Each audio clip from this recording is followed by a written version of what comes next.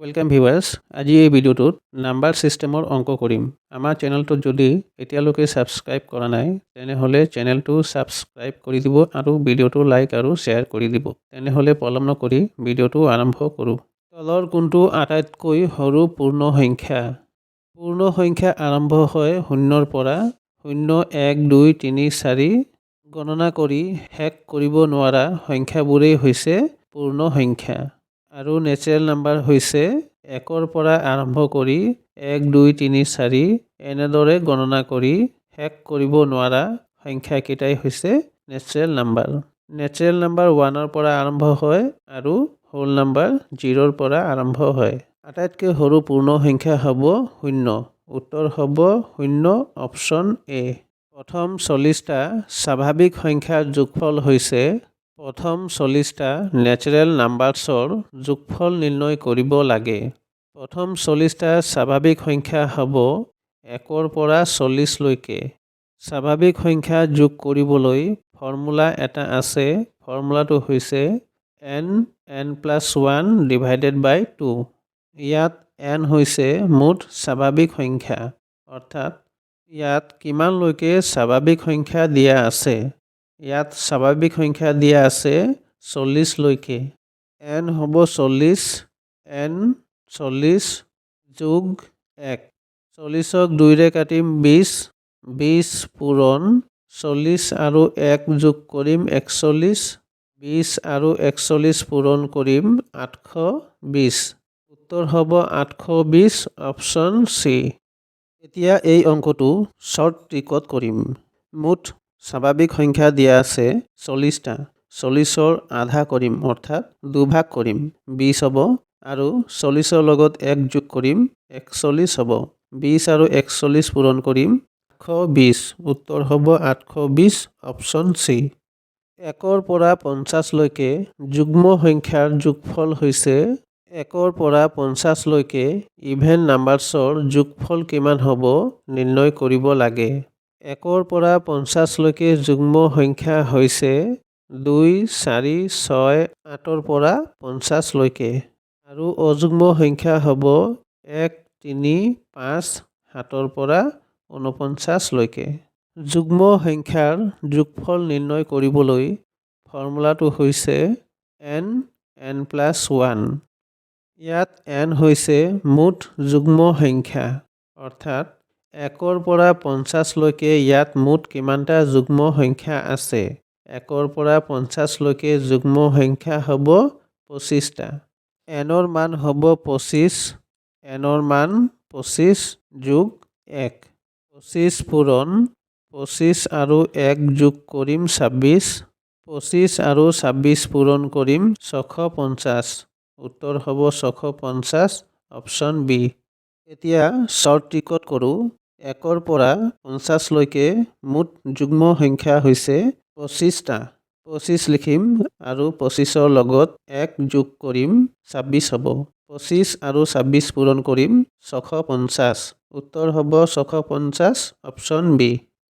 1ৰ পৰা 100 লৈকে অযুগ্ম সংখ্যাৰ যোগফল হৈছে 1ৰ পৰা 100 লৈকে অযুগ্ম সংখ্যাৰ যোগফল কিমান হ'ব নিৰ্ণয় কৰিব লাগে। 1ৰ পৰা 100 লৈকে যুগ্ম সংখ্যা হ'ব 50টা আৰু অযুগ্ম সংখ্যা হ'ব 50টা। অযুগ্ম সংখ্যাৰ যোগফল উলিয়াবলৈ ফৰ্মুলাটো হৈছে n²। ইয়াত n হৈছে মুঠ অযুগ্ম সংখ্যা। 1ৰ পৰা 100 লৈকে মুঠ অযুগ্ম সংখ্যা হৈছে 50টা। nৰ মান হ'ব 50, স্কয়াৰ আছে, স্কয়াৰ হ'ব 50 স্কয়াৰ মানে 50 পূৰণ 50। 50 আৰু 50 পূৰণ কৰিম 2500। উত্তৰ হ'ব 2500, অপশ্যন ডি। শ্বৰ্ট ট্ৰিকত কৰোঁ। 1ৰ পৰা 100 লৈকে মুঠ অযুগ্ম সংখ্যা হৈছে 50টা। 50 আৰু 50 পূৰণ কৰিম 2500। উত্তৰ হ'ব 2500, অপশ্যন ডি।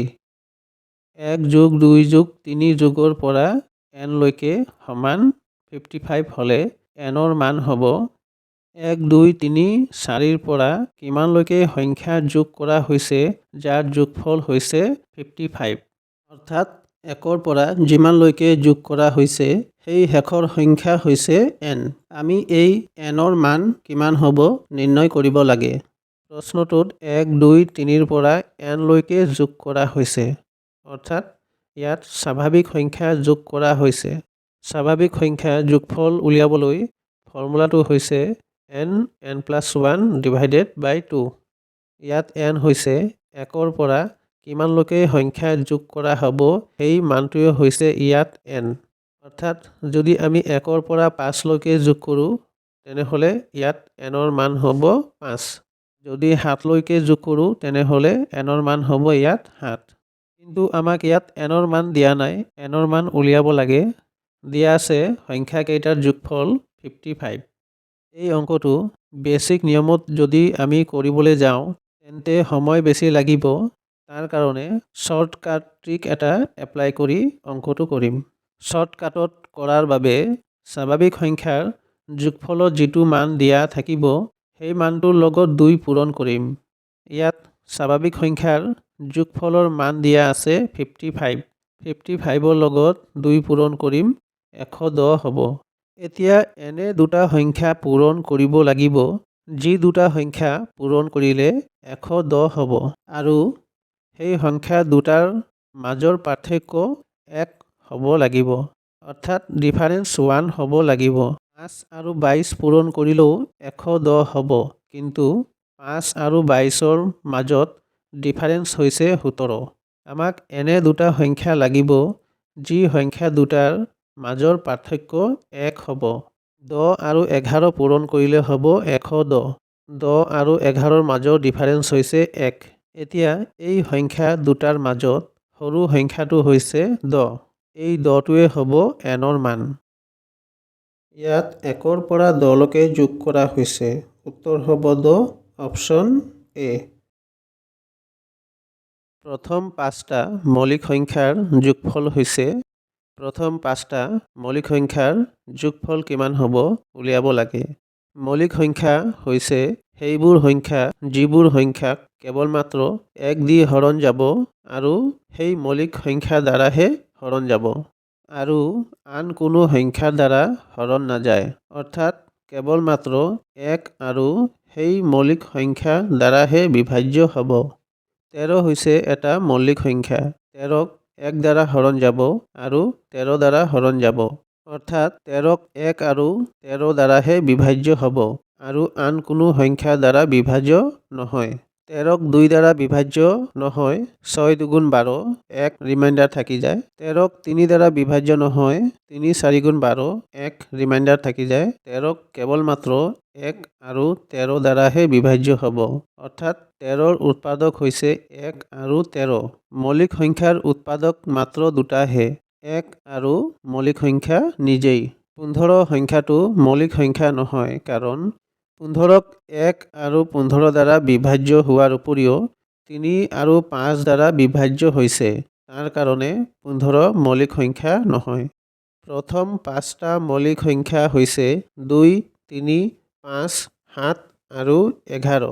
প্ৰথম 5টা মৌলিক সংখ্যাৰ যোগফল হৈছে 2 আৰু 3 5, 5 আৰু 5 10, 10 আৰু 7 17, 17 আৰু 11 28। প্ৰথম 5টা মৌলিক সংখ্যাৰ যোগফল হৈছে 28। উত্তৰ হ'ব 28, অপশ্যন চি। 1ৰ পৰা 100লৈকে কিমানটা মৌলিক সংখ্যা আছে? 1ৰ পৰা 100লৈকে মুঠ মৌলিক সংখ্যা হৈছে 25টা। 1ৰ পৰা 100লৈকে মৌলিক সংখ্যা কেইটা হৈছে 2, 3, 5, 7, 11, 13, 17, 19, 23, 29, 31, 37, 41, 43, 47, 53, 59, 61, 67, 71, 73, 79, 83, 89 আৰু 97। মৌলিক সংখ্যা কেইটা জানি থোৱা ভাল। যদি পৰীক্ষাত প্ৰশ্ন দিয়ে যে 90ৰ পৰা 100লৈকে মুঠ কিমানটা মৌলিক সংখ্যা আছে, 90ৰ পৰা 100লৈকে মুঠ মৌলিক সংখ্যা হ'ব এটা আৰু সেই মৌলিক সংখ্যাটো হৈছে 97। 1ৰ পৰা 100লৈকে মুঠ মৌলিক সংখ্যা হৈছে 25টা। উত্তৰ হ'ব 25, অপশ্যন ডি। যুগ্ম মৌলিক সংখ্যা হ'ল হৈছে 2 আৰু বাকী যিমানকেইটা মৌলিক সংখ্যা আছে গোটেইকেইটা মৌলিক সংখ্যা হৈছে অযুগ্ম।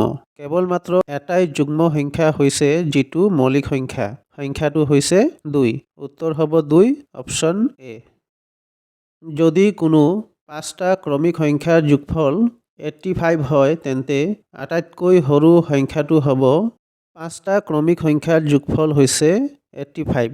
আটাইতকৈ সৰু সংখ্যাটো কি হ'ব নিৰ্ণয় কৰিব লাগে। ক্ৰমিক সংখ্যা কোনবিলাক সংখ্যাক কোৱা হয় প্ৰথমে জানি লওঁ। ক্ৰমিক সংখ্যা সেইবিলাক সংখ্যাক কোৱা হয় যি সংখ্যা দুটাৰ মাজৰ ডিফাৰেন্স সমান। 3, 4, 5 এই সংখ্যাকেইটাৰ মাজৰ ডিফাৰেন্স হৈছে 1। 3, 4, 5ক তিনিটা ক্ৰমিক সংখ্যা কোৱা হয়। ঠিক একেদৰে 7, 8, 9, 10 এই চাৰিটা সংখ্যাও হৈছে ক্ৰমিক সংখ্যা। এই সংখ্যাকেইটাৰ মাজৰ ডিফাৰেন্স হৈছে 1। 3, 5, 7 এই তিনিটা সংখ্যাও হৈছে ক্ৰমিক সংখ্যা কাৰণ এই তিনিটা সংখ্যাৰ মাজৰ ডিফাৰেন্স হৈছে সমান। 3 আৰু 5ৰ ডিফাৰেন্স হৈছে 2। 5 আৰু 7ৰ ডিফাৰেন্স হৈছে 2। এই সংখ্যাকেইটা হৈছে মাজত এটাকৈ সংখ্যা বাদ দি ক্ৰমিক সংখ্যা। এতিয়া আহোঁ মূল প্ৰশ্নটোলৈ। 5টা ক্ৰমিক সংখ্যাৰ যোগফল হৈছে 85। সৰু সংখ্যাটো কিমান হ'ব নিৰ্ণয় কৰিব লাগে। এনেধৰণৰ অংকত সাধাৰণতে x, x+1, x+2, x+3, x+4 ধৰি অংকটো সমাধান কৰিব লাগে। কিন্তু এই অংকটো এনেদৰে নকৰি এটা শ্বৰ্ট ট্ৰিকৰ মাধ্যমে অংকটো কৰিম। 5টা ক্ৰমিক সংখ্যাৰ যোগফল দিয়া আছে 85। 5টা ক্ৰমিক সংখ্যা ধৰিম 1, 2, 3, 4, 5।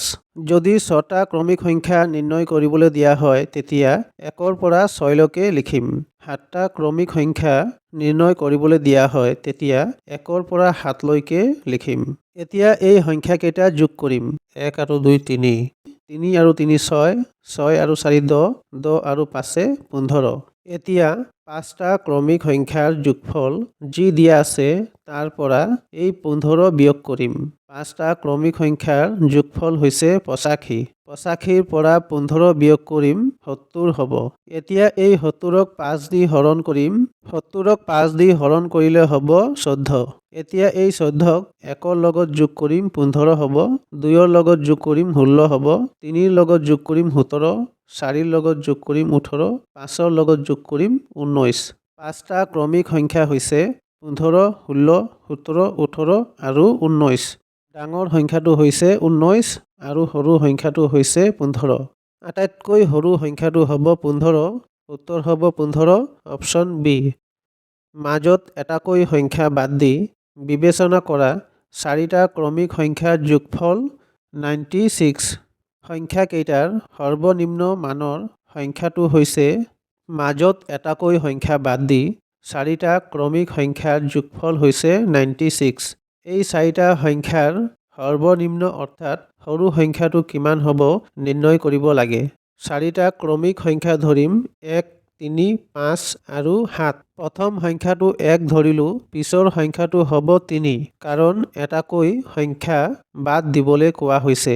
1ৰ পিছত 2 বাদ যাব 3 হ'ব, 4 বাদ যাব 5 হ'ব, 6 বাদ যাব 7 হ'ব। 1, 3, 5, 7 যোগ কৰিম। 1 আৰু 3 4, 4 আৰু 5 9, 9 আৰু 7 16। এতিয়া 96ৰ পৰা 16 বিয়োগ কৰিম 80। 80ক 4 দ্বাৰা হৰণ কৰিম 20 হ'ব। এতিয়া এই 20ক 1ৰ লগত যোগ কৰিম 21 হ'ব। 3ৰ লগত যোগ কৰিম 23, 5ৰ লগত যোগ কৰিম 25, 7ৰ লগত যোগ কৰিম 27। মাজত এটাকৈ সংখ্যা বাদ দি বিবেচনা কৰা 4টা ক্ৰমিক সংখ্যা হৈছে 21, 23, 25, 27। সংখ্যাকেইটাৰ ভিতৰত সৰ্বনিম্ন সংখ্যাটো হৈছে 21। উত্তৰ হ'ব 21, অপশ্যন ডি। তিনিটা ক্ৰমিক সংখ্যাৰ গুণফল 120।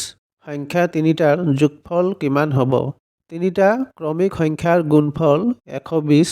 সংখ্যা তিনিটা কি কি হ'ব আৰু সেই সংখ্যা তিনিটাৰ যোগফল কিমান হ'ব নিৰ্ণয় কৰিব লাগে।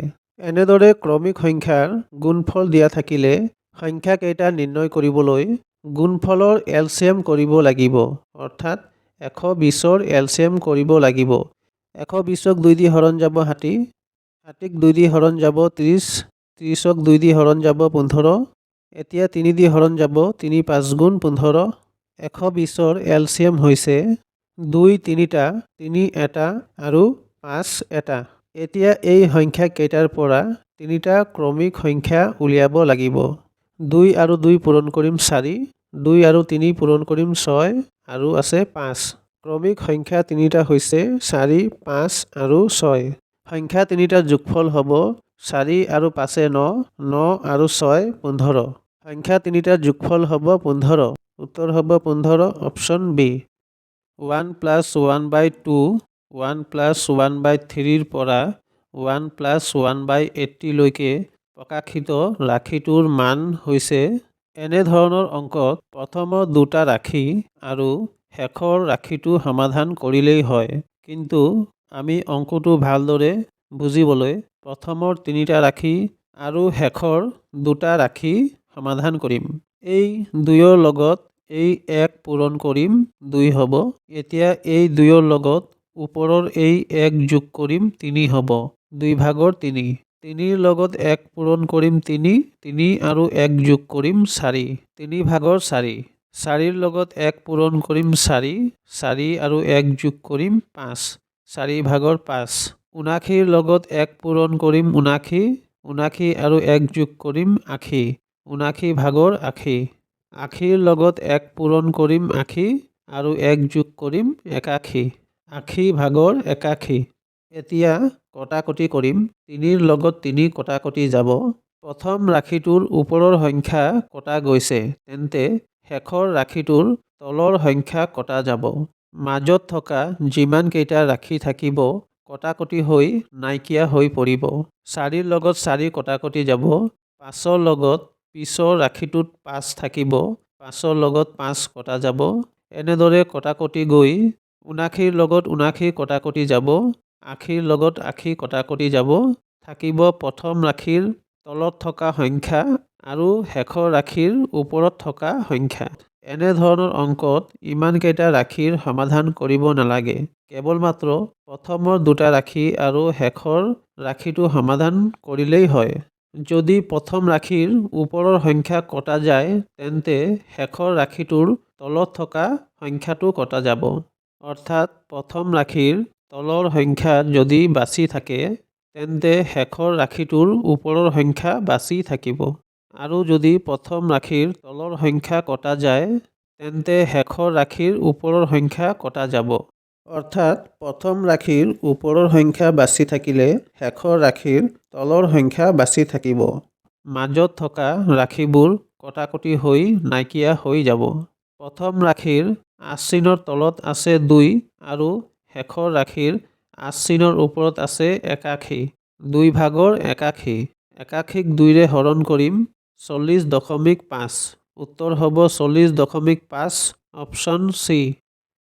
1 - 1/2, 1 - 1/3ৰ পৰা 1 - 1/50 লৈকে প্ৰকাশ ৰাশিটোৰ মান হৈছে। এই অংকটো আগৰ অংকটোৰ দৰে একেই। আগৰ অংকটোত যোগ চিন আছিল, এই অংকটোত বিয়োগ চিন আছে। প্ৰথমৰ দুটা ৰাশি আৰু শেষৰ ৰাশিটো সমাধান কৰিম।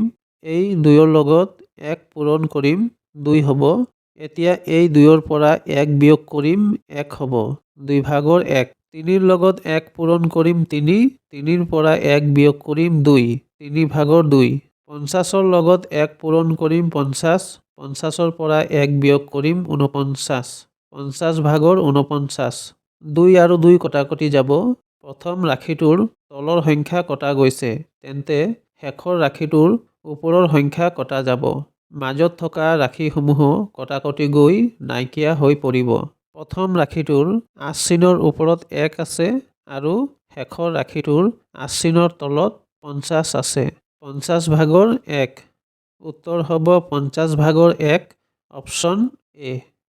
7 4 3 2 3 8 সংখ্যাটোৰ 3ৰ স্থানীয় মানৰ যোগফল হৈছে। এই সংখ্যাটোৰ 3ৰ প্লেচ ভেলুৰ যোগফল নিৰ্ণয় কৰিব লাগে। সংখ্যাটোৰ এই 3ৰ স্থানীয় মান হৈছে একক, দশক, শতক, হাজাৰ, 3000। এই 3ৰ স্থানীয় মান হৈছে 3000। আৰু এই 3ৰ স্থানীয় মান হৈছে একক দশক, 3 দশক 30। এই 3ৰ স্থানীয় মান হৈছে 30।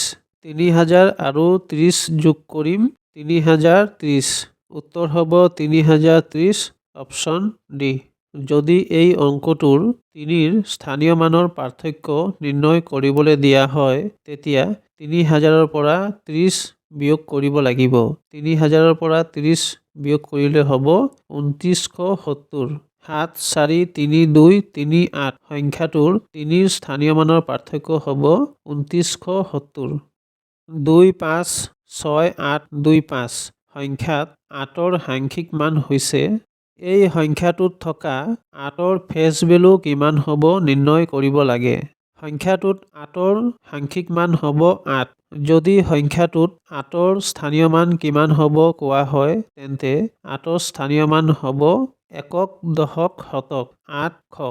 এই সংখ্যাটোত 8ৰ সাংখ্যিক মান হৈছে 8। উত্তৰ হ'ব 8, অপশ্যন বি।